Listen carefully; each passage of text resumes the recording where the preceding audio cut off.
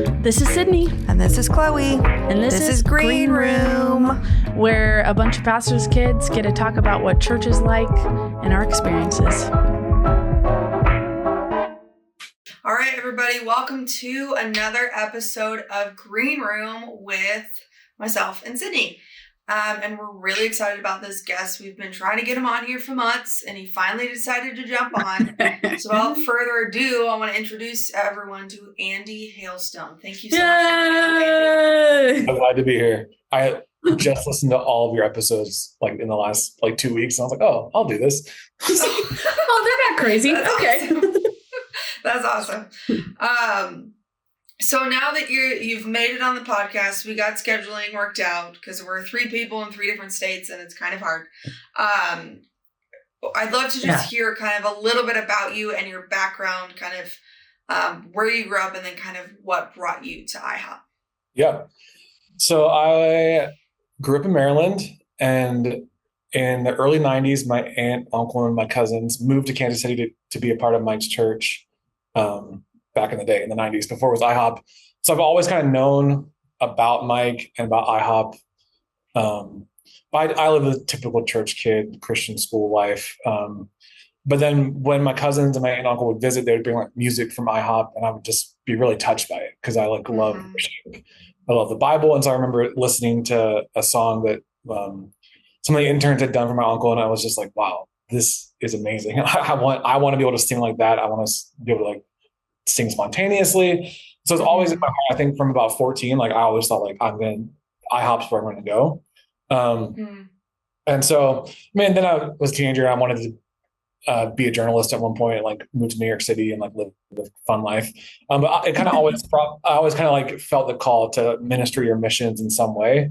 And so when I was 16, my youth group had a mini, I would call it revival in air quotes now, some sort of move of the Holy Spirit, and it really just solidified me oh, I love Jesus. I'm not going to look back. I'm going to serve him, and I want to love him with my whole heart. And so just the influence of my cousins, they're the cool cousins. I always want to be around them and stuff. It was just IHOP seemed like the right thing to do. So in 2005, I came to IHOP and I actually just traveled. Lou Engle was doing a really big Bound for Life thing then, praying outside of abortion clinics with Gabe. And so one of my uncle was organizing a trip just he kind of ran the Kansas City branch of that. And so we traveled from Kansas City, Colorado, Montana, Seattle, all these places down the West Coast kind of. And then we came back and I went back to Maryland and thinking oh, I'm going to move to IHOP. And in the midst of that, my uncle and aunt decided to start a small house of prayer in the Carolinas. And so I jumped in with that. I was 18. And it's hard, it was such a formative years of my life. And when you're young and everything's just woof, you're away from home for the first time, fun. I can do whatever I want. Everything's fun, no more parent involvement in your life, and you can just do whatever. So that was fun, just get out. But a small house of prayer is work. And I was young and zealous. And so I was I'll do anything. And I really did just love, the initial draw to the house of prayer for me was I love Jesus, and I love Jesus. And I love worship, and my heart was just I want to love him. And this felt like the avenue, just because it's what I had grown up hearing about. This is the avenue to do it in. But the small house of prayer, it can really suck the life out of you, especially if you're 100%. Especially if you're single and young. Yeah. Were they 24/7 or? Yes, we weren't 24/7 live worship. We were 24/7. The room's open, staff members in the room, either the web stream, web stream from That's office, hard. or a terrible old Jason Upton album. Well, not terrible. It was we only had a few CD options, so every night we'd be all right, put Jason Upton on. Here we go. I feel I grew up and matured there. I was put in a lot of leadership responsibilities. I led a worship team. It's where I kind of learned to sing more and love singing and leading worship. But again, it was draining. And when you're a young adult and you work with a bunch of married couples, they expect you kind of to sacrifice oh, it's everyone's day off, but we need all the young adults to volunteer for 2 hours in the prayer room on your day off and keep it going. And so long story short, that house of prayer in 2009. So that was starting in 2005. 2009, they like the leadership team felt called, like, we're going to basically close this house of prayer and move back to Kansas City. And so I was all in because it had always been in my heart, like, I want to do the prayer in Kansas City. Yeah. And so when I got to KC, it was almost like a relief because of the small house of prayer was so demanding, like getting to Kansas City and being like, oh, like I can just sit here in the room. No one knows me. No one cares about me. And I can I can get up and leave whenever I want and like not have to worry like, oh, the fire in the altar is not going to go out if I leave the room. And I just felt like the pressure's off. And generally I because I'd known about IHOP for so long, it was just like a dream. Like, I'm going to do this. So when I finally got there and started singing on worship teams and like, I helped run the events department for most of my time there in 10 years. So all the conferences and just the excitement of that. Ran youth camps with Sydney, and that's exciting. And also PTSD. 1,000%. Those moments, like I never want to like, unless God really breaks in, I never want to help run a youth camp again. It's just I've been there and done that. It's over. So yeah, that's how I got to IHOP, and I genuinely enjoyed my time there for most of my time. Yeah.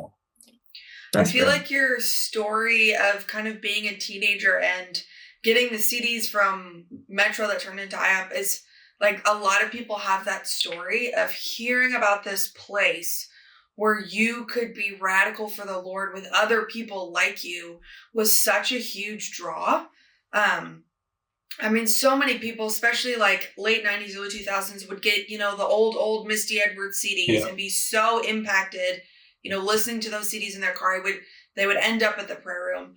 And now I look back at that and it's hard to look at those stories because I always think that desire was so pure before the Lord to be in his house all the days of your life.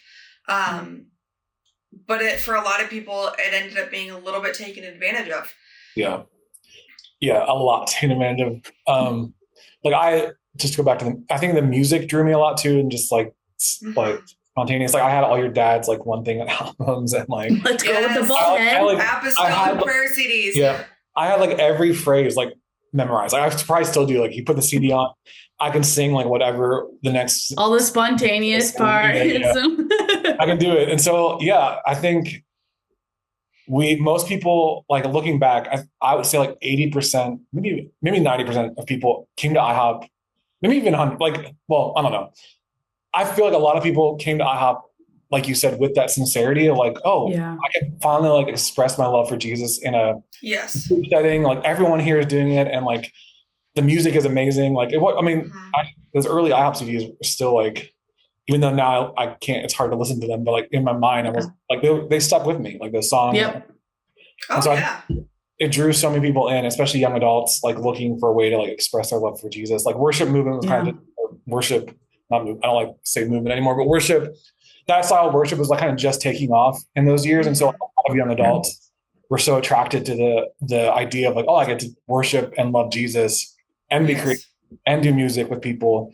And so we were all kind of there like, we love Jesus, we love music, and we love doing this in community. And then looking back, I'm like, the people behind the curtain like really took advantage of our sincere love. And part of like, I was thinking probably like a month ago, I was just thinking like, man, like 16 to 18-year-old Andy just like loved singing and loved Jesus. And then how IHOP kind of like twisted that.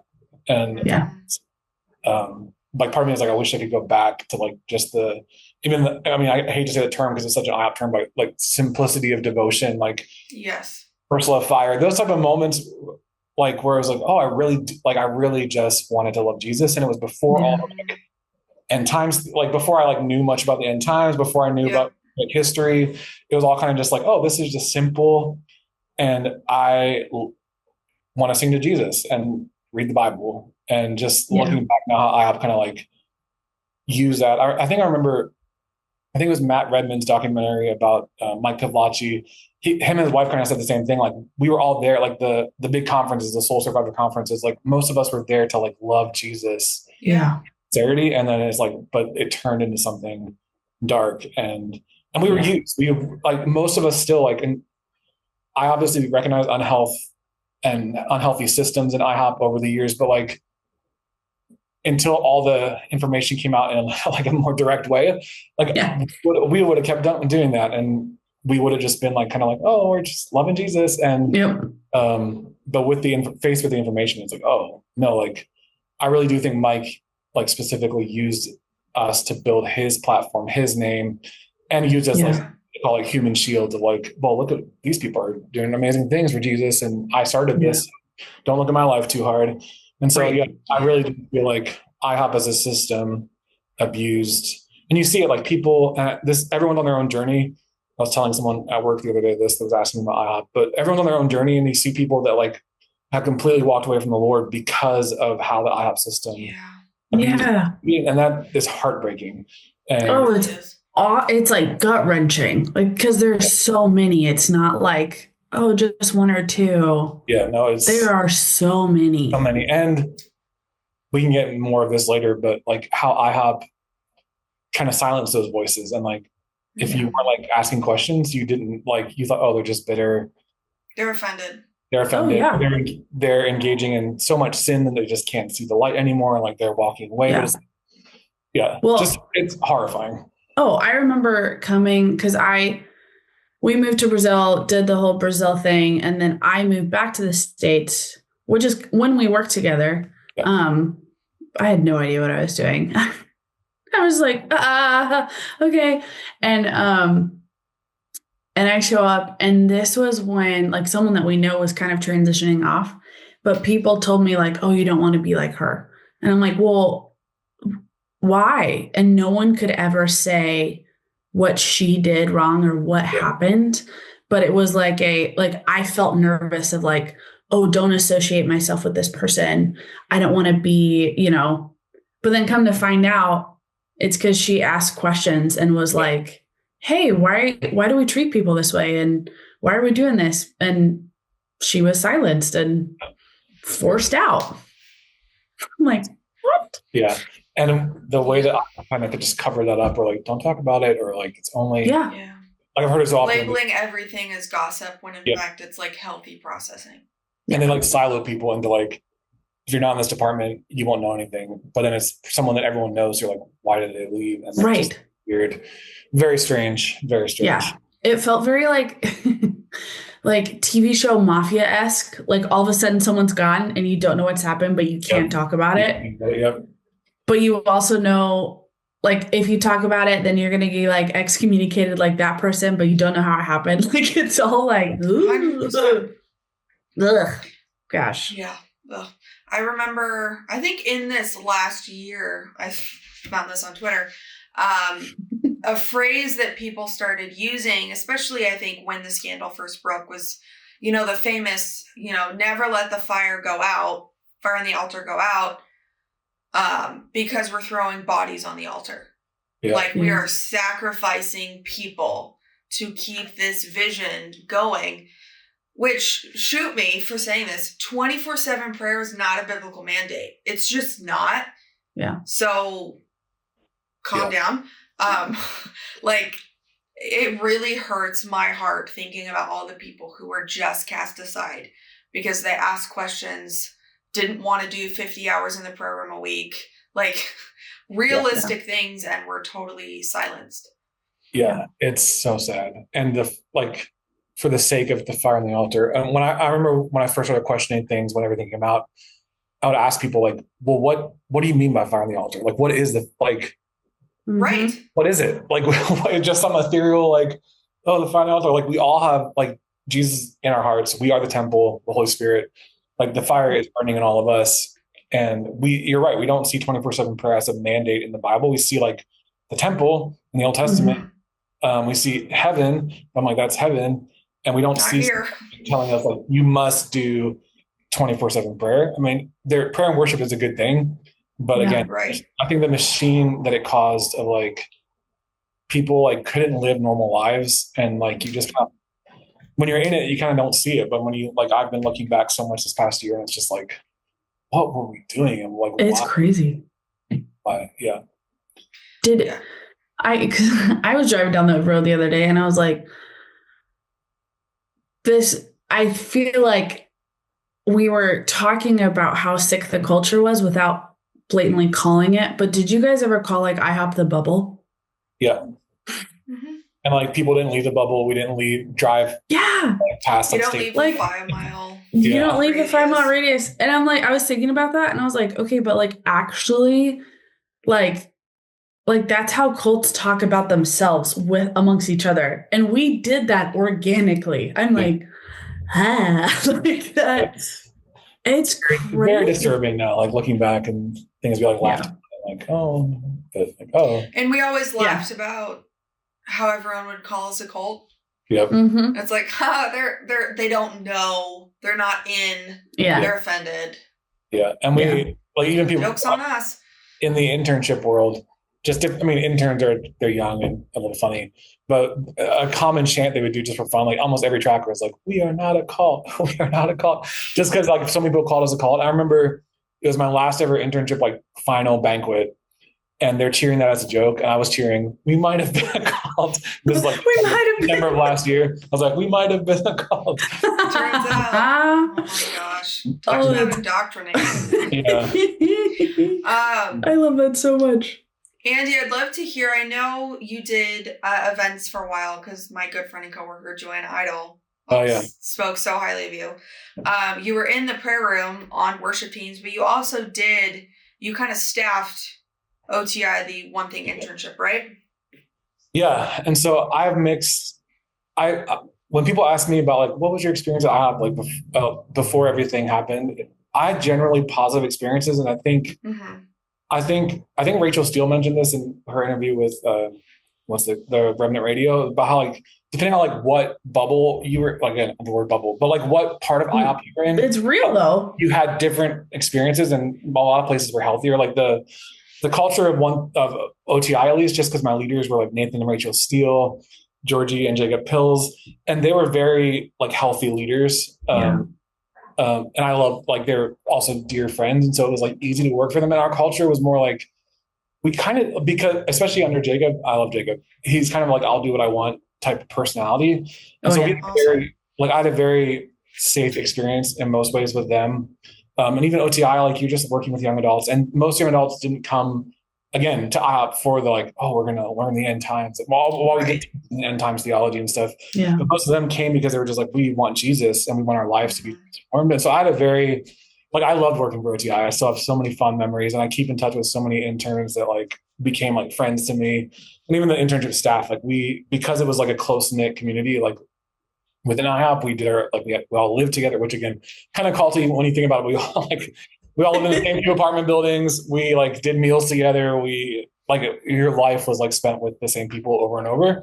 Yeah. I loved it just because like young adults are fun to work with. And it felt most of the time it felt like a little offshoot that like we kind of got to do our own thing. And because I worked for like some safe people that had like safer ideas, it was a mostly pleasant experience for me. Like the times that were hard were like outside people, like one time, Mike, this is right before it was 2023, I think. And he was recording a podcast every Wednesday morning at 10 a.m. And our interns did the evenings. So they were there till midnight in the prayer room. And I probably didn't go to bed till like 1 or 2 most nights. Oh, yeah. And he mandated us, you have to have your interns come every Wednesday at 10 a.m. to fill the front row. So like when people look at me, behind me, they see young adults. And we kind of played it off as like, well, it's just like, like, I guess we'll attract more if they see young adults, like more young adults will come, and it's a good like internship recruiting strategy. But we also push back. So we're like, Mike, like our interns are up so late. Like you're asking to spend have 18-hour days now. Like you're not just like, yeah. And so things like that, that's when it got stressful. Is like, oh, we need the interns to do this, or well, no one else can do this. It's up to the interns. And so I fought, like most of our staff fought for we want to protect the interns. Yeah.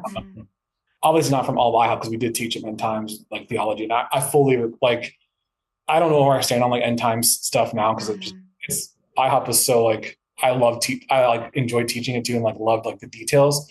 And now I'm like, wow, that was such a strange thing to major on, and I can see the we have all this knowledge and you don't. So I regret some of that involvement with the internships, but most of the time the internships was a positive experience and just That's fun, cool. like working with young adults. It's Yeah. fun. Oh, totally. Even doing events, that was harder because you see the behind the scenes and you're like, oh, God, like, oh, you're like, people are yelling. And if I'm being totally honest, you showed up at kind of a rough moment in the event world. Oh yeah, I showed up right before the awakening happened. It was right after your dad stopped doing One Thing conferences.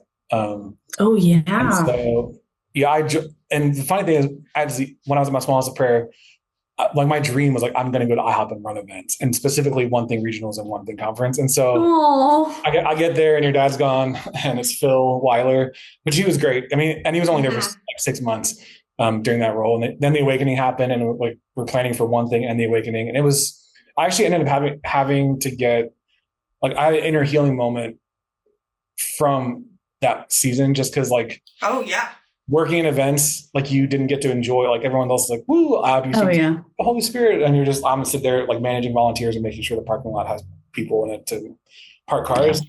And so I remember I was in Pagosa Springs on a ministry trip, and this guy came up to me and like prayed over me and was like, and I felt like the healing from that season of like, oh, I was like, I was pushed to the limit. Like we were working, I think I worked 10 days straight at one point, and you don't get paid much.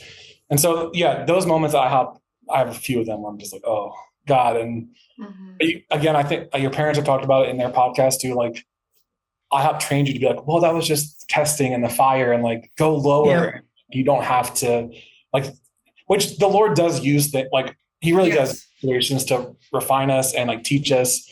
But like we were trained so much, like if you're mistreated, which ended up happening a lot at IHOP when you shouldn't have been mistreated all the time. Yeah. And so we were taught like go lower and like just refine it. But I kind of, at some point in my life, because as like at ZHOP and even like a little younger, I kind of like let myself be pushed over a lot. So I think I got to the point where I was like, I'm not going to be pushed over. There was one year where one worship team got offended at me the year before at the One Thing conference, and they're like, we're going to not have you do backstage this year.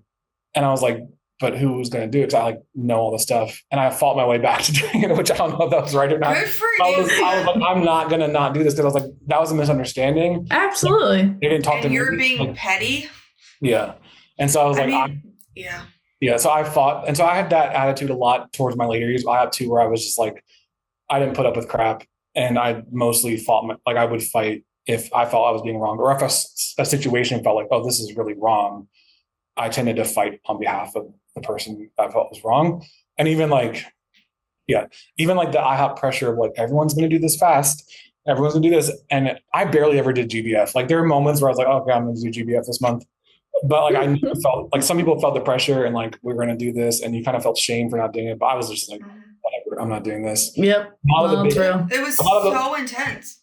A lot of the later, bigger corporate fasts, I would always tell people, like, if you feel the Lord inviting you, like ask Jesus. And if you get the grace to do this, then do it. So I did a lot of the bigger ones. And again, it's hard. It's a mix, because it's like Jesus did encounter, like I have specific moments where like my heart was encountered in a fast, even though like it was hard, because like, especially the last 5 years I think everything like it was a fast, like every year there's a 40-day fast. Constantly. Every year like the next big thing is going to happen, and then it never did. And so I look back on it now, I'm like, but there was personal gain. Because I think one thing I tell people too when they ask me about IHOP is like, we were, again, it comes back to sincerity. Like Jesus is kind. And like most of the people there, like myself, like I was really hungry for him. And even in those moments where it was like a corporate weird kind of like, well, I don't know, looking back, like I don't know really what was going on then, but I was hungry for Jesus, and I asked him to meet me, and he met me because he's kind. Yep. Yeah, that's a really good way of putting it.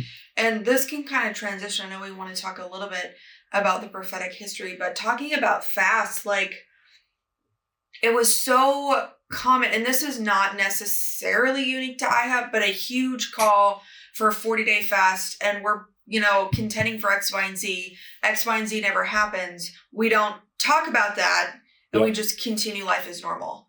Yeah. Like I remember last year was the big Israel fast, which of course we know was a smokescreen.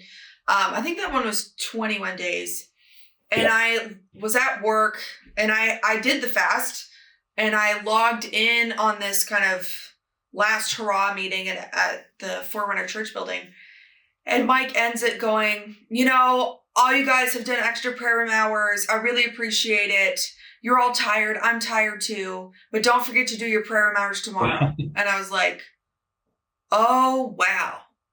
Yeah. Okay. That was kind of one of those moments where I'm like, that was not great leadership. But it's so much harder to pull the hood over tired people. Yeah. Yeah. Oh, Lord. Yeah. So much. Like we were always kind of strung along, like carrot on a stick kind of mentality out. Oh, yeah. Jed Hartley did a interview with the William Branham historical podcast guys. I don't know if you've listened to that podcast. It's a great. I haven't, but I really want to. I've heard he made an analogy of like, it's like your dad coming to you and be like, oh, okay, today we're going to go on a trip and like meet me at the bus stop at 3. We're going to go there. And it's so exciting. And then he never shows up and you're the one left at the bus stop. Yep. Yeah. Oof. And then it's like the big, like the mics or the whoever, the mic, I'll just use mic because the mics, like it doesn't end up really impacting their lives that much. But the people that are underneath of them, they put all their hope and faith and trust in Jesus, but also in like the leader is telling us like this is going to come. This is going to change. Yeah. This is part of prophetic history. Like this is the biggest thing we're ever going to do. Like every fast IHOP was like, this is the biggest thing we're ever going to do. And during like the convergence, they put me on stage for testimony. I told the crowd, like Mike always says that this is the biggest thing. And so I'm like, well, it's true. That's hilarious. And so, yeah, the constant like push of like, and it's a tactic. I mean, cults have it like you're never doing enough, and that's how they kind of get you in that like mentality of shame and like. But yeah, there's always something like, oh, that's gonna happen, or like I remember when, like the Send, and it was supposed to happen in 2020, and we got Chief Stadium and like all this, and then COVID happens, and like it all kind of crumbles, and then I still remember like. And this was like told, like we were told by leaders, like, don't talk about this, like, don't even discuss this. Like how the Send came and the stadium was flop. It was not even a quarter full. It was like less than a quarter full. And so, and I think honestly, looking back, and I'm not this like spiritual usually, like I don't over spiritualize, but I'm like, that was God like giving us a clue. Like, 100%. You're like, hey. Like, no, I went to that. I was there for maybe 4 hours, mostly because I just wanted to see the Brazilians. It was a bajillion degrees, and I'm like, I'm out. Yeah. Bye. Well done. I know this isn't going to change the world right now, so I'm going to go home with air conditioning. Well, and I still, like, I catch myself because, like, growing up at IHOP and spending so many years there, like, I'm realizing how many things that I'm like, oh, that's not real anymore. Like, and so I told like my dad, I was like, Chiefs, because like now I'm actually into the Chiefs, not for a spiritual awakening, but actually as a team. And it feels like redeeming Kansas City for me, kind of like, oh, Kansas City is actually a good place. Just take this away. Just the Chiefs, yeah. I'm like, look. And so I told my dad, I was like, I'm not gonna lie, like the last like 2 Super Bowls, I've been like, oh, revival's gonna come now. And then I'm like, wait, nope. Like, oh Lord. Yeah. And it's the Send, when we were like, I remember they had like a meeting afterwards, like don't like basically like, we're not going to discuss how like it wasn't well attended, and we're not going to like, and they always kind of reframe it to like, well, God was doing something, which he does. God works in behind the scenes all the time, but in order to keep people like going and keep their like faith alive, they always reframed it like, well, the timing was off, or like, well, we don't know what happened, like we don't really know what happened. It's kind of true. Like the other thing IHOP did totally, they took a lot of like truths from the Bible and spun them to like make them work for them. And so that's hard to detangle from and figure out, because it's like, well, this is really true in the Bible. Like the scripture says it. And IHOP like was using it in a manipulative way. And so there's so many of those moments too, where I'm just like, I don't know what to think right now. But 1,000%. And then even like, this was a alarming moment for me when I realized, like hitting a little bit on prophetic history, nameless and blameless generation or whatever. Nameless and faceless. Nameless and faceless. I thought that was in the Bible. Oh gosh. Like literally it would be a really cool like band name. Yeah, I was like, this is dope. But because of like how we prayed on the microphone, it was like, yes, the Bible, which was good, And I like my favorite thing was singing the Bible. Like, I loved it. And still do. Sometimes it feels funky, but we've pushed through, But or we take breaks and breathe and then skip to the next verse. But but little phrases that I think some people were being intentional with in manipulation, and some were just doing it because it was the culture. But like sneaking in, like the nameless and faceless generation. No disease, no demand will stand in yes, yes. No disease, no. That's what on the mic all the time. That's what. No, that it's was so what disturbing. I was Some of those phrases. Yeah. So disturbing. Yeah, I was talking with Richard Town. He was talking about that. Like, what is it? To a people without mixture, he will pour out a spirit without measure. Not in the Bible. Yeah. No. Change the expression of Christianity one generation. Not in the Bible. Yeah, no. And people prayed it on the mic like it was. Yes, like it was. And I'm sure I did. I'm sure I did. I'm sure I sang songs about it too. Like same. It's so poetic. Oh yeah. Yeah. So we can kind of shift to the conversation about the prophetic history, because a lot of it has been exposed in the last year.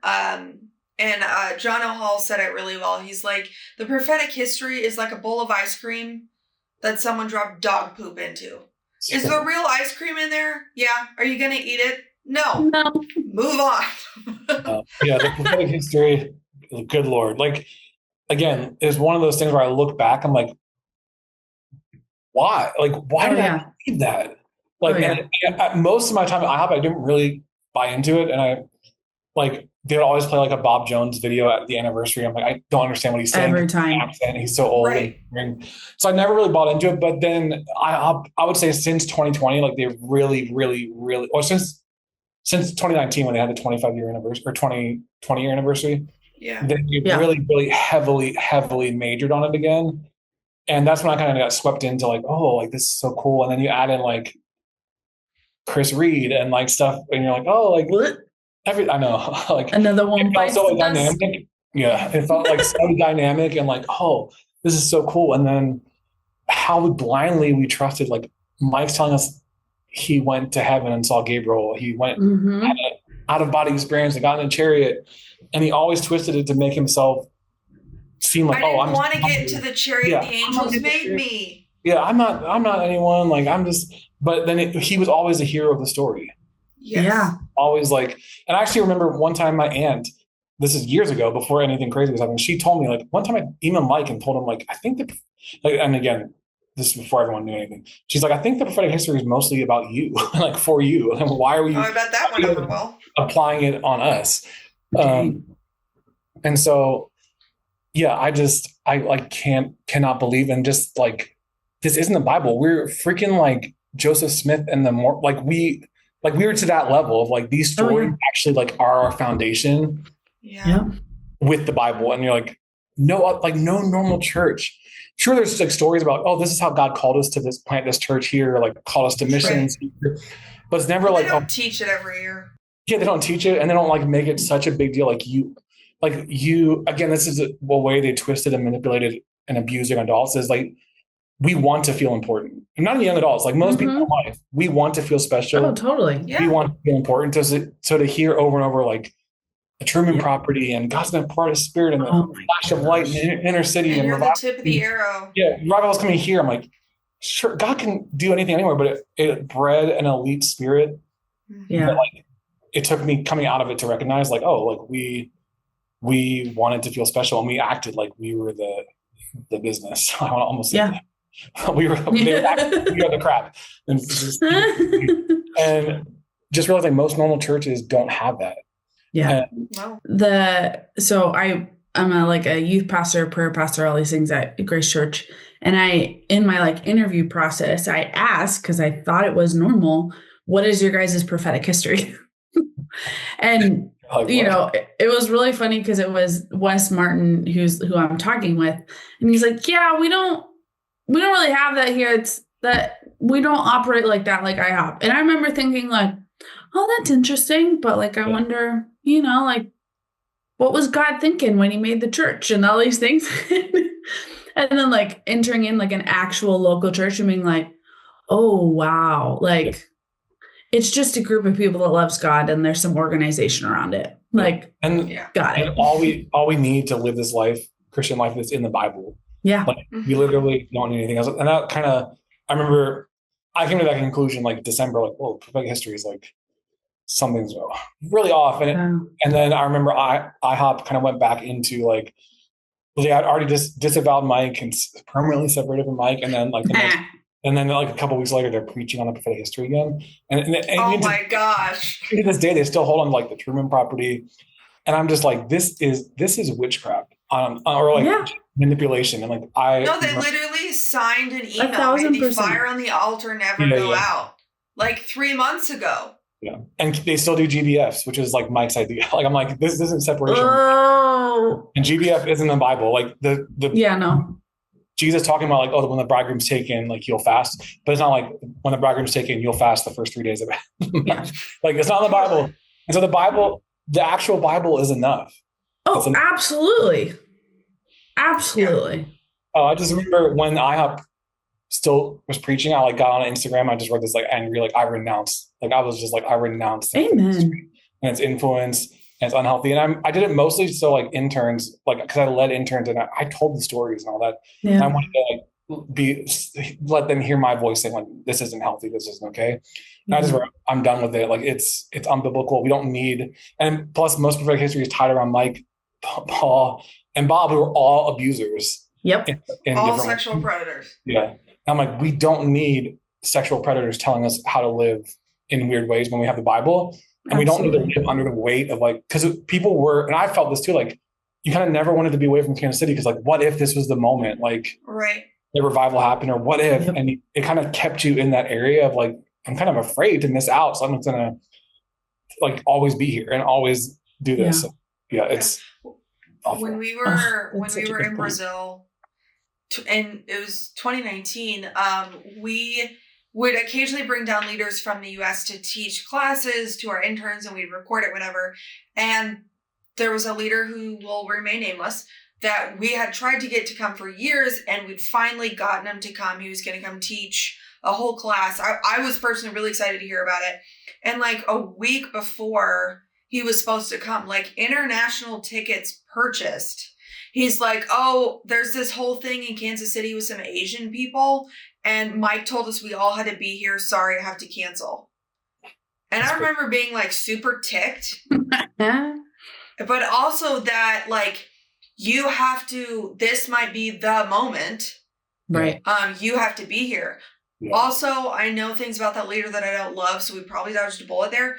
But like, this is Israel's great, but this is really where the cool stuff's happening. Yeah. And I'm like, is Jesus returning to Independence, Missouri? Yeah. Like come on. Yeah, it makes no sense. There's so many things that I have now. I'm like, why are you doing it that way? Because you're actually contradicting yourself. Like the Truman property is stuff like Jesus isn't coming back to the Truman property. He doesn't need people to pray on the Truman property. He really doesn't. Like if God's promises for Israel are sure, they will happen no matter if there's a bunch of old people praying on the Truman property or not. It's a plot of grass next to the highway. Yeah. Let's call it what it is. Filled with trash. Yeah.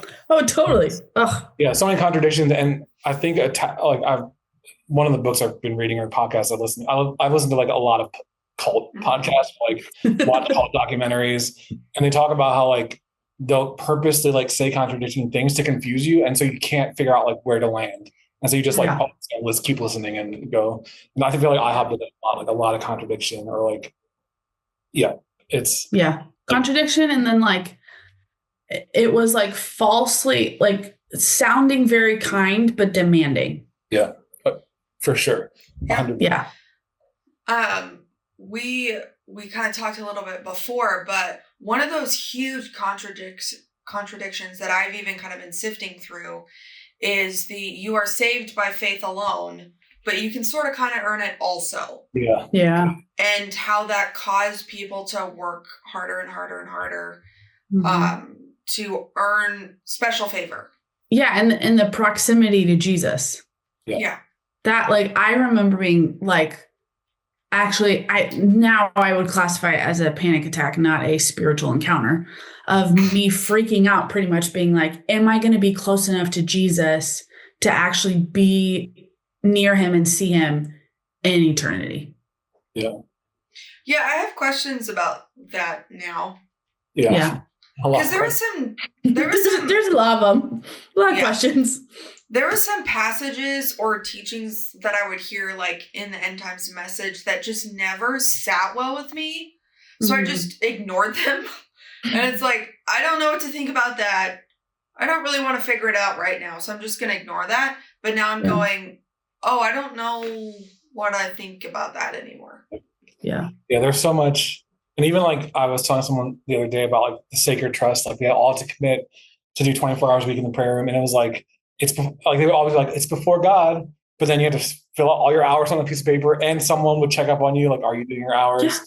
And so it's like, wait. And then it's on a freaking wall. Yeah. And then it's on the wall. Like your name is on the wall. Like, oh, ugh. Andy's here at 10 p.m. It should be here.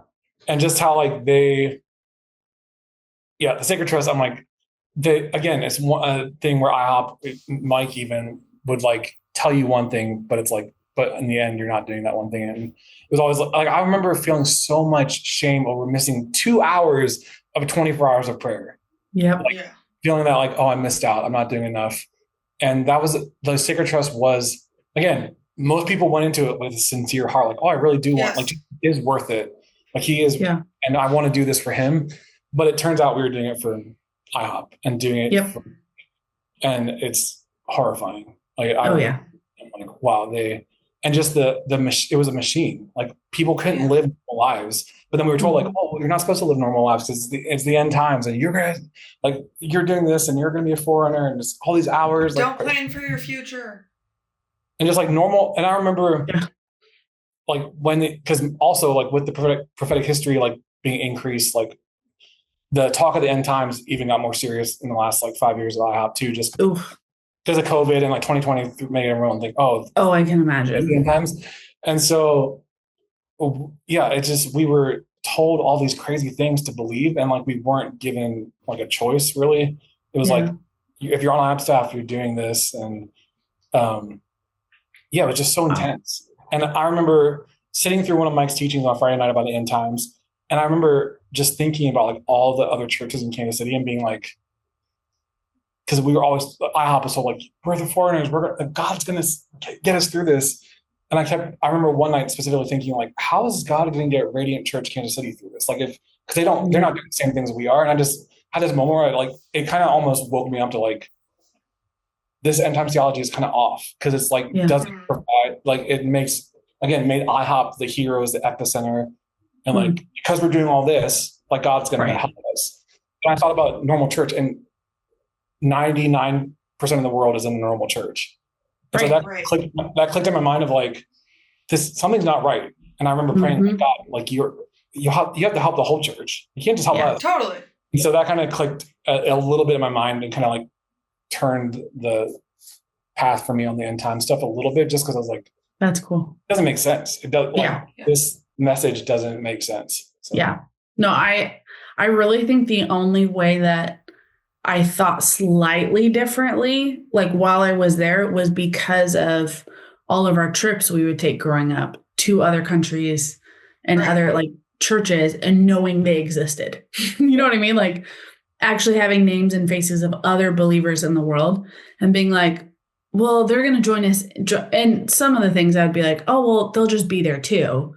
Yeah. When it was like, no, like that's not how that works. And how IHOP, it was never about like, they would say like, oh, like this church can do that in their own way. But the recruiting was always like, get here, get to IHOP. It was never like the pull was always like, you need to be at IHOP. And so, they would speak out of both sides of their mouth a little bit with that. Like in Tammy's story, how she tells how she felt so much like, I'm missing out because I'm in St. Louis and Mike's doing all these things. But that's how a lot of people felt. Like if you're not IHOP, you're missing out. And it's because I remember this president of IHOPU won it at a recent conference, like 2022, at an info meeting, told parents, don't send your kids to normal college. Like he's like, I'm gonna say this boldly. Don't send your kids to normal college anymore. It's time to send them here. And Lord, redeem those people. Redeem their time. Like, oh my God, like this is crazy. But that's what IHOP did. Like, again, the double speak, like, oh, we're IHOP. Like, you don't have to be like us. Yeah. But at the same time, it's like, you need to come here. You need to move back. Like people, like, you need to move, like being told, like, you need to move back here. You're going to miss out. Like things are happening finally. Like you're going to miss out. Or like, there's always that, like, if you're not here, you're not in it. Yeah. But at the same time, they're like, oh, we love the church. We pray for the church. I'm like, whatever. Yeah. I remember as a kid being legitimately disappointed, probably at like 7 or 8, because 2007 is when Mike kind of shifted majorly towards the end times and away from kind of intimacy with Jesus, which is really sad because I think a lot of that message was actually good, 80% maybe.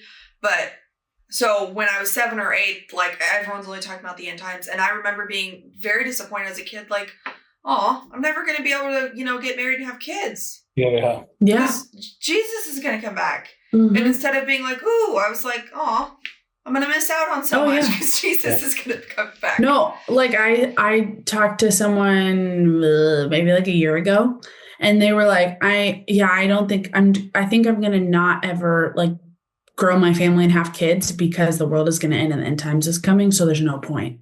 And I was just sitting there and I was like, how sad.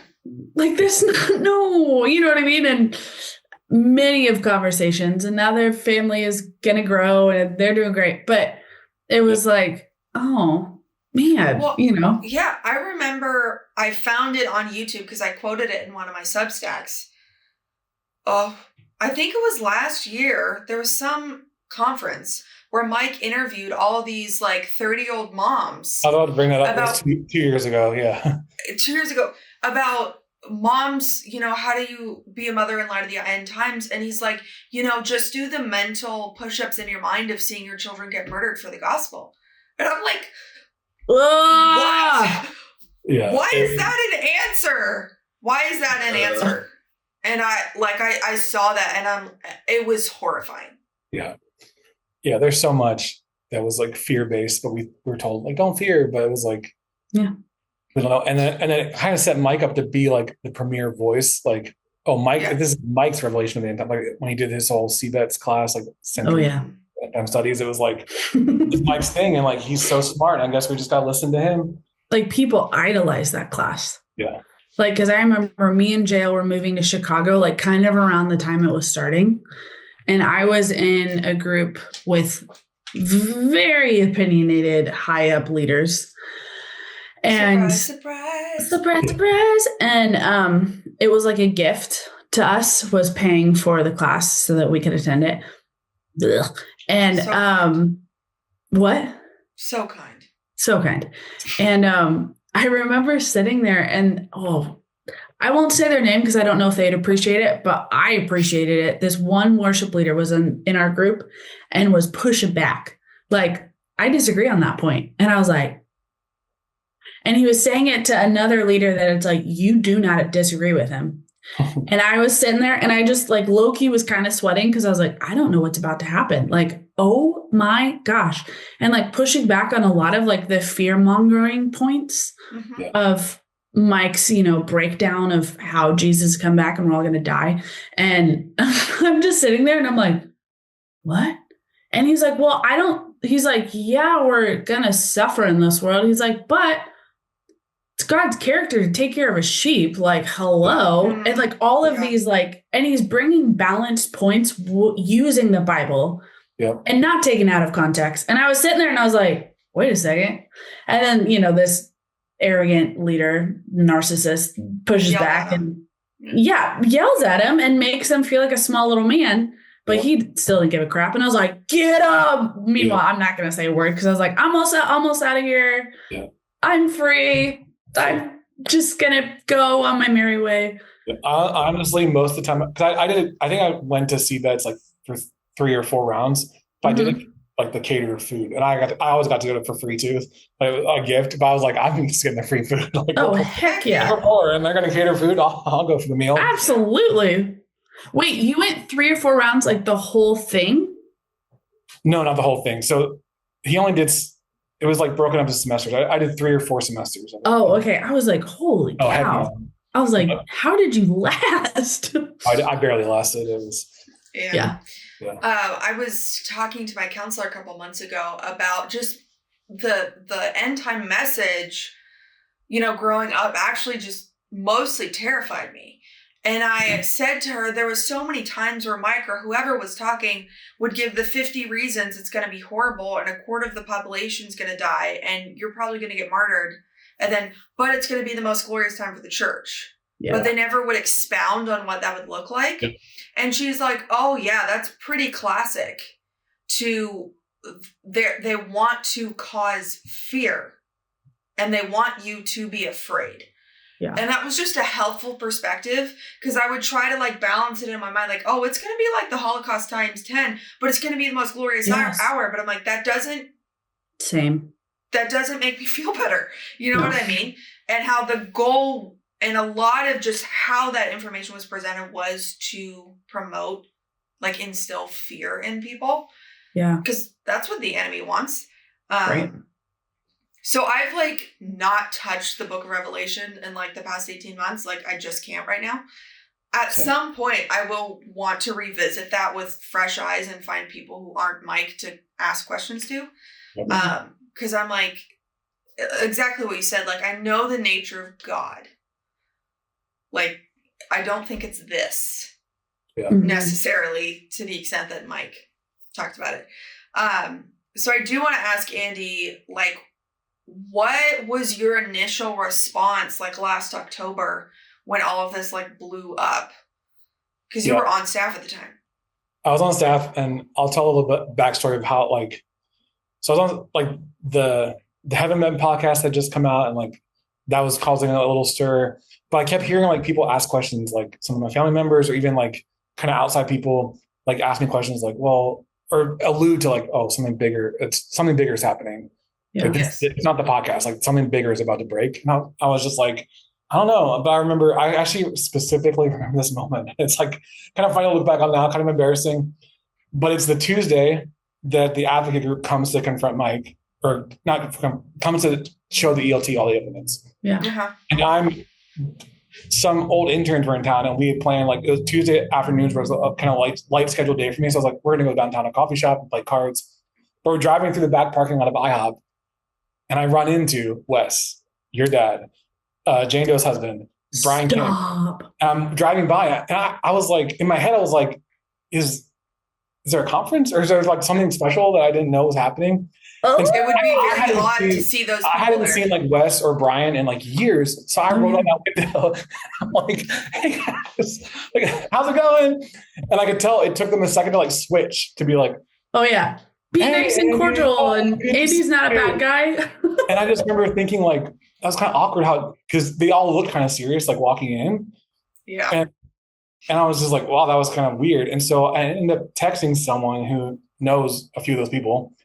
And I just texted hey, why is Wes? Why are they there? And that would be very weird to just see it out. Yes, it was weird. And the fact that we're walking into the business office conference room area, I was that's just a weird time. So I texted them, and they responded hey, something's going on, but you should probably ask your family that's there about it. So I was oh God, and they said it's not about your family. You should ask your family, because they didn't want to tell me they didn't want to be the ones. That's to fair. Yeah, sure. Because you're on staff at IHOP, and first people were assuming oh, IHOP is going to gather all the staff together and tell them what's actually happening. And so that was Tuesday. So all of Tuesday night, I was at the coffee shop, and another friend started texting me hey, what's going on? Is it the podcast? This person told me something not about no detail, but they said hey, you might want to reconsider moving to Kansas City because they're thinking about moving back. And they asked me what do you know? And I was I don't really know anything. But that sent me into a spiral of what is happening. Oh yeah. And I started asking. There was some serious rumblings. Yes. Right before. Here's weird. Yeah. People should have known stuff, and all of a sudden it's coming out, and I'm oh God. I don't know if you want to edit this part out. I don't know if you edit things out, but we were all at a wedding in October together. Yep. Oh my gosh, yes. And I was listening to your guys' timeline, and I was whoa, you guys knew. We knew. Oh yeah, we knew. Mike Bickle sat behind behind us. That was really and so when that clicked in my mind, I was like, well, they knew then. Because I could tell something was kind of like, anyway, things were just rumbling, like they're rumblings. And I'm a very intuitive person, or not even intuitive, like observant, like I can see like, oh, something like, and anyway. So then we so Tuesday night, I'm just like thinking like, who could it be? Like, what's the big news? Like, and at first I didn't go to Mike. I was thinking about other leaders. I was like, well, these guys have done really like mean things just in general. Like, what if story about them and it's like going to blow up?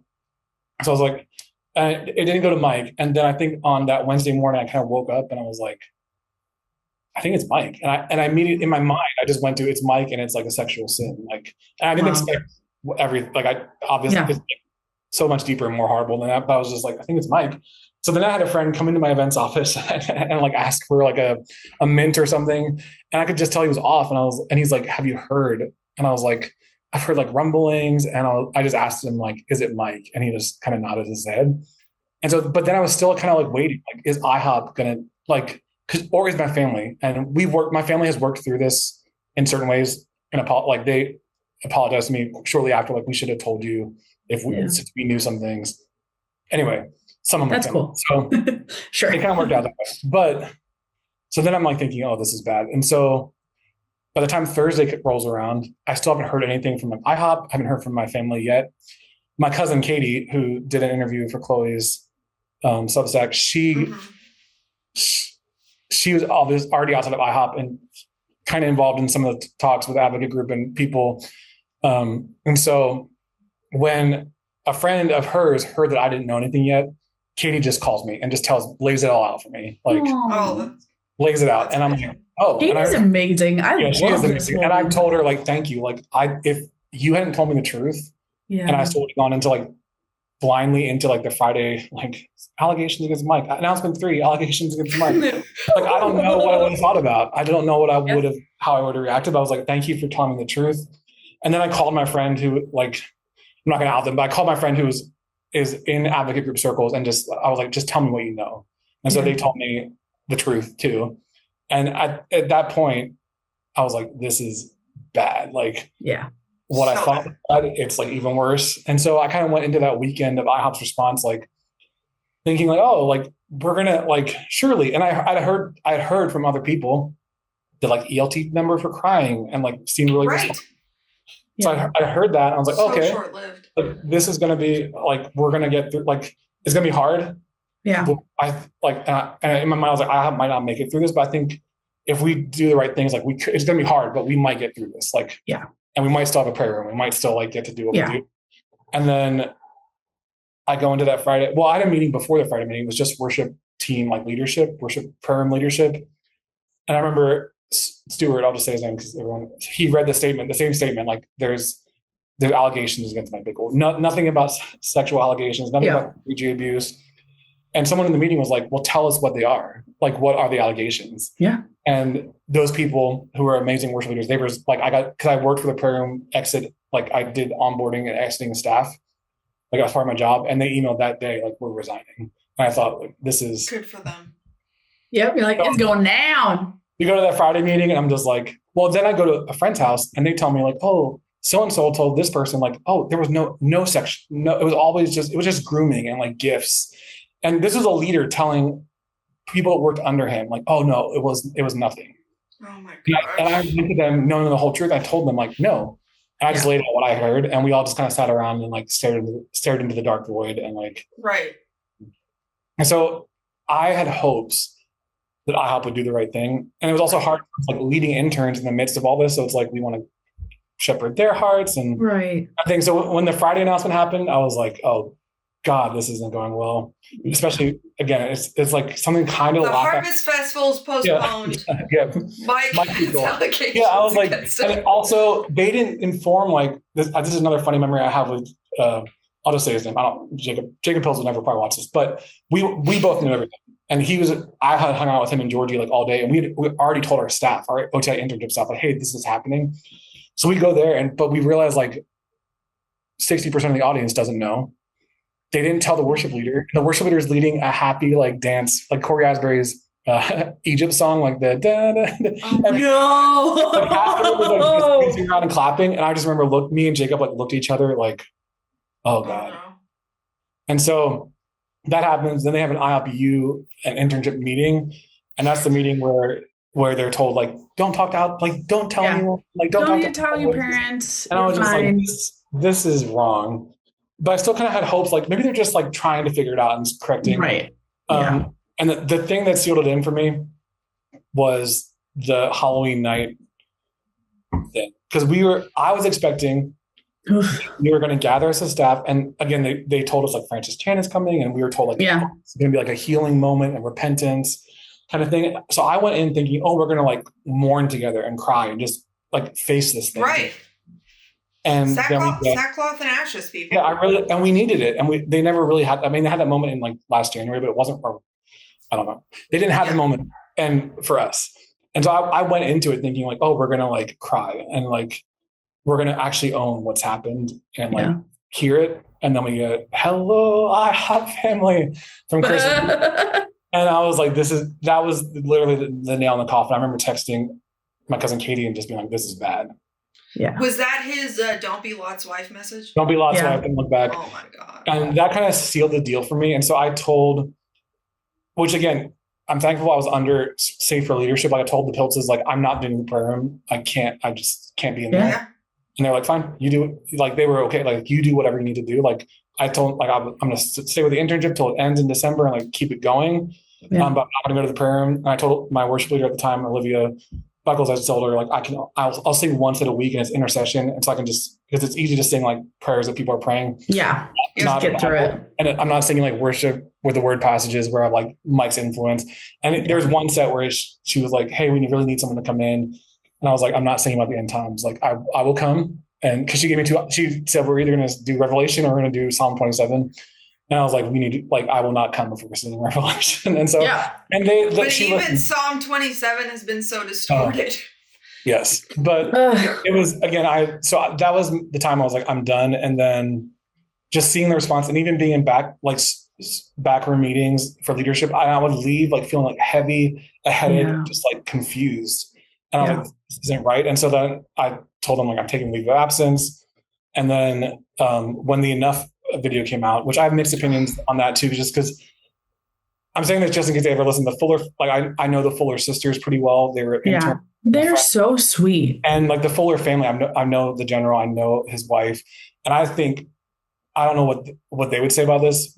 Well, I don't know what he would say. I think he was handed a very poor deck of cards by former leaders and like 100%. trusted them to tell him the truth. So he was doing what he thought was right by them.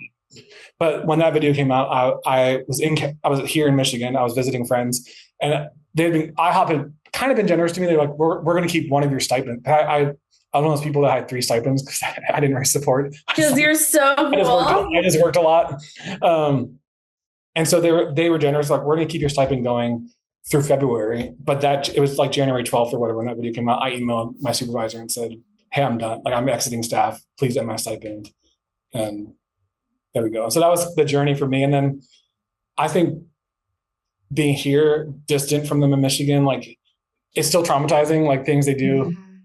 And like for the first like 6 months, every week, like new information was coming out every week. New people. Yes. And so I think the distance and has helped me and like has given me like a healthy place to process. And I'm here with like safe friends and people that have been at IHOP before.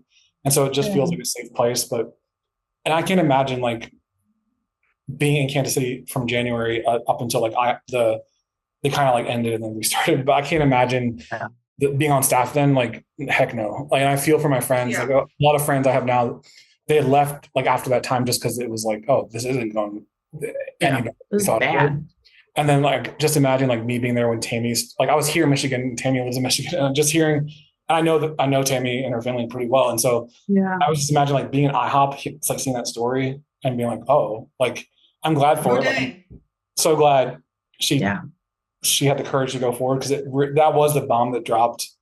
Yes. With a lot more people to be like, oh, this isn't just Mike and Jane Doe and TH. It's like, this is Mike. This is a minor pattern and a Matt minor.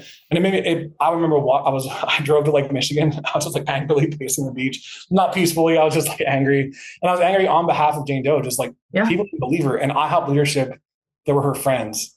Yeah. Yes. minimized her testimony. Yep. Yes. And I was immediately like, well, you never know. Like, and I heard things said about her that were horrible. Like she was always a little crazy. Yes. And like, I was so mad on her behalf because like she told the truth. And I believed it when my cousin Katie told me her story. I like believed it right away. Yeah. There's no doubt in my mind that Jane was telling the truth.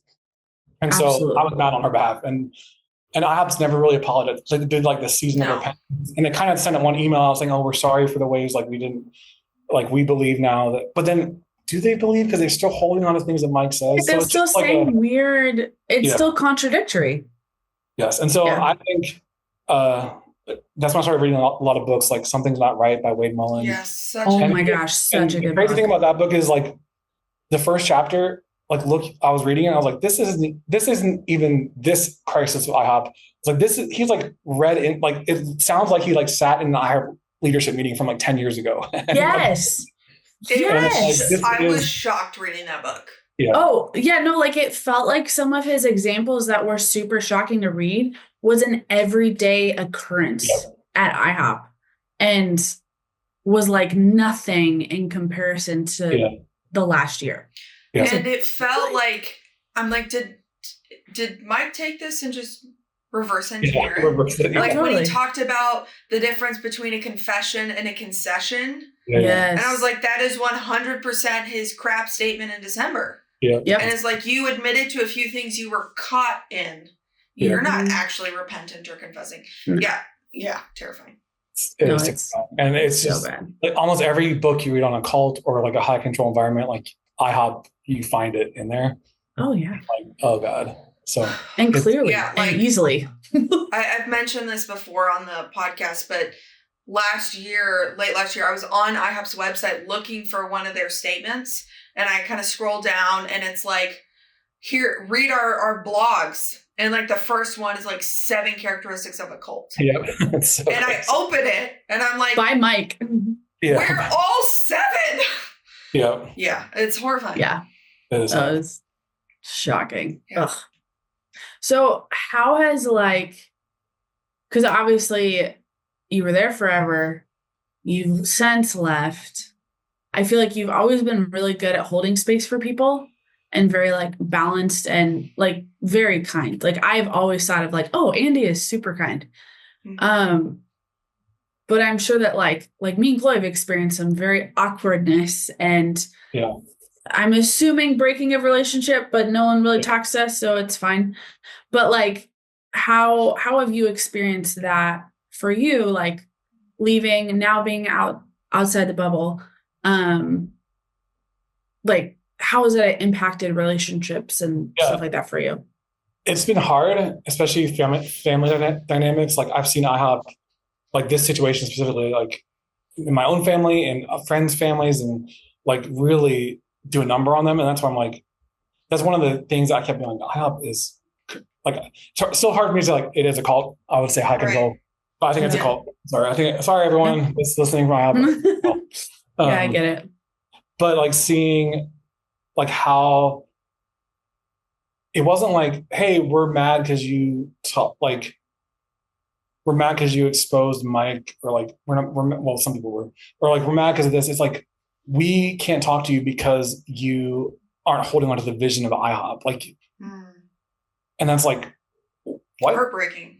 The vision of IHOP is in the Bible, and and this wasn't really my own experience in my family. Like, I'm a person that I fight for relationship no matter what. Like I've kept relationship with people. I mean, there are people that just don't talk to me anymore but I've tried to keep relationship with friends and stuff that are even still there. Like old interns are still there on staff and friends. And so, but I've seen it in different families. And again, not specifically my family, but like I've seen it in different families where it's like, we are divided, not because of you don't love Jesus or not because I don't know, not because of some weird, like really horrible thing you've done. We have to like split from you just for safety. It's like we're divided because you don't agree with IHOP's theology. Yeah. And like instead of being like grateful, like, oh, things are being exposed and like the truth is coming back, it's like, no, we're mad at you because you spoke out against IHOP. Yes. Yeah. And I was pretty like I think it was in January, I got super vocal on Twitter and was just like, I'm done. Like I'm not gonna lie, I loved it. I'm not trying to keep the peace. So I have like people don't talk to me that normally would talk to me, but like I've kept a bunch of my friends just because I'm that like I fight because you're for godly. friendship no matter what. Yeah. But yeah, so it's been difficult, and it's like when I moved here, I realized like IHOP wasn't just like a workplace. It wasn't just a church. It wasn't just a community. It was all those things put together. And so like it was your entire life. Yeah. And so leaving that, like where your whole life is wrapped up in something, that was probably the hardest part. And like, totally. I'm glad I'm gone. Like, I feel so much healthier and like I'm actually making money at a job. Yay. But it was disruptive and shaking to like lose everything. Like, and I had to, and I remember when I first heard everything, even before IHOP's poor responses, I just kept thinking like, this is going to change my life. Yeah. But the Lord, again, to give credit to Jesus, thankfully, he's in control and he's not Mike Bickle. Yep. He's really like helped me. And like, the things I was most afraid of, like, oh, I'm going to lose my community, lose part of who I am, because I was so involved, like, especially the last 5 years at IHOP, I was like pretty established and like a face almost. Yeah. People of the ministry and like singing. And like, it's funny. One of my friends called me and was like, right before the crisis happened, I was like featured on like multiple IHOP like posts, like, foreigner music, from random IHOP posts. It's like, wow, that was a really good time for you. So like, it's been a loss of things like that and what I thought was my identity. But I feel free and like I can just live a normal life and still love Jesus in them. And that's another thing IHOP always talked about, like the mundane, and like it's going to be mundane. But it's always about like, oh, the Purim's boring. Like mundane meant, oh, the Purim's boring today. Yeah, right. Like it was never about like, oh, normal life is like normal life. So I found joy in like going to a normal church, and like people want to be there. Like at a church service, like at IHOP, it was like, oh crap, another service, or like our week forcing us. I remember when they started like their staff church where we had to go on Friday nights. I was like, oh, I hate this. Mm-hmm. So going to a normal church where people are normal, have normal lives, normal jobs, do normal stuff. Like, it's been great and healing for me in that aspect too. That's awesome. I'm so happy for you. Thanks. Yeah, I'm super glad you made it out there. I want to piggyback on what Sydney said. Like, I mean, I've known you, I don't know, probably a long time. Or at least we knew of each other, whatever. I love that. Probably a long time, whatever. I think I used to call you my spirit animal because you were like kind of savage. A little savage, a little grumpy. Yeah. Totally. Spicy Eeyore. Spicy Eeyore, there you go. But I remember it was 2018, 2019. You texted Sydney and you're like, SOS, I need to sub in the prayer room, and she couldn't do it. And I think I was visiting. Well, my sister can do it. And I was like, okay. But I think I subbed for you or whatever on a set. And I remember going to church that Sunday, and you just came up and you handed me $50. And he's like, I just kind of felt like from the Lord to do this, and walked away. And I remember just being so touched by that and how kind you were and sensitive to the voice of the Holy Spirit. Like clearly the Holy Spirit was giving you a warning about Mike. But I thought about that today, and I just moved back to the States and literally had no money, and I was kind of spiraling, and it was just I just remember how kind you were. And, you know, I'm a big Andy Hailstone fan, and I love your profile picture on Twitter. The red flag. My friend Abigail Caldwell, or Abigail Koch, made that for me. That's amazing. Of course she did. Oh, I love that. Yeah, I threw so many red flags at Eric Bowles. Still will. Still waiting for replies on all those. Oh yeah, same. Oh Lord, Twitter could be like, I remember like Twitter was a nightmare, and also kind of fun, and also kind of traumatizing.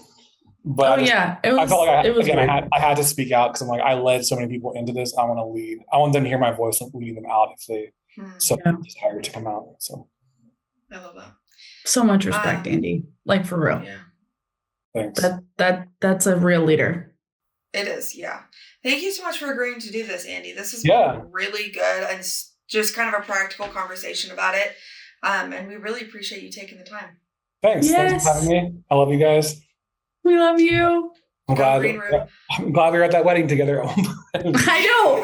I love that you were there. And we can all process that together. bonded. It wasn't happy for you guys. I was clueless then, so I was just like, oh. Yeah. Oh, Okay, Yeah. one final question. You Yeah. said that you listened to all of our episodes. Which one was your favorite? Oh, hold on. Let me look at the list because I have a bad memory, but let me look at the. wow. We're really putting you on the spot here. Samuel's was Samuel's was the first one I listened to just because I've been listening to so many podcasts. I was like, but then I ran out. I was like, oh, I'm going to switch to Green Room. And Samuel's was good.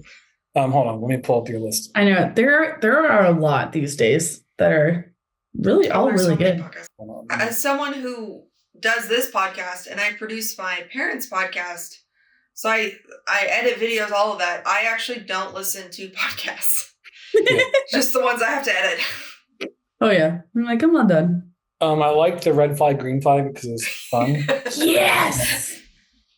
Oh, I liked the prophetic history one was really good. Yeah, that was fun. I mean, it was horrifying, but fun. Yeah. I've enjoyed it. And your parents' podcast too has been like a great, like their interview with Shane Holden. I was like, Yes. mind blown. Yes. It's been great to find. It's weird. Like I found like more friendship and community with people that I hadn't talked to in years just because the IHOP stuff. Like people got together. Yeah. I'll give one short testimony. My dad is not saved, and he was like, when I was going to IHOP, he was like, I think it's a cult. Like he was very like anti it, and so our relationship was a little strained. And then just in stuff with my family, like my parents got divorced just later in life, and so it was just weird dynamics. And so I felt like I wasn't that close to my dad. And then this IHOP thing like really brought us closer. Like I've seen him. I've gone to his house 3 times this year. Like we talk every day. And so like the Lord That's is amazing. I think again, because IHOP was like an all-consuming life thing where it's like, maybe I won't go home for the holidays this year just because his life is so busy and it's like easier to be here. And how it really did kind of divide families, and even not in like a diabolical way, like manipulative way, but it's like I found like the Lord restoring relationships. And so I think Rachel Steele says this sometimes, like the Lord actually delivered people out of IHOP. Yes. I agree. So I'm thankful to Jesus, and I'm thankful for you guys for having a voice and like just bringing your stories forward, and people and your parents. Like it's been so helpful to have people that tell the truth and just say how it is. And like the truth, like the advocate group has never not like their stories. Like people are like, well, they kind of there's just the talk of like they were liars or taking on the prayer room. Like, like they came in kindness and they told the truth to people. And their truth has never changed. Like no story. Jane Doe's story hasn't flip flop. Tammy's story hasn't flip flop. Like everything I has done or said has flip flop. They're like, oh, we meant to say that, or oh, we're sorry about that. But I'm like, no, you guys, we need people to tell the truth. Yeah. If I would have told the truth and let people face the truth, I think people would be like been a whole different ballgame, and people would be in much healthier situations now. Like lives were disrupted and destroyed. Like people, I'm thankful. I moved here, found a job, and then I found a better job or a better paying job. I still like my old job a little bit. But like there's people that have just done music at IHOP that have no other options.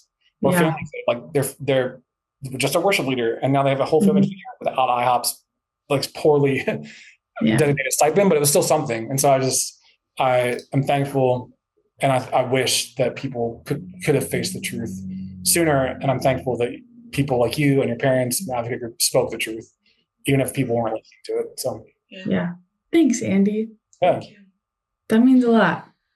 Yeah. Thank you. All right, guys, this was Green Room with Andy Hailstone. A very good episode. Thanks for sticking around. Make sure to subscribe, click that bell, and we'll see you guys next time. Click that bell.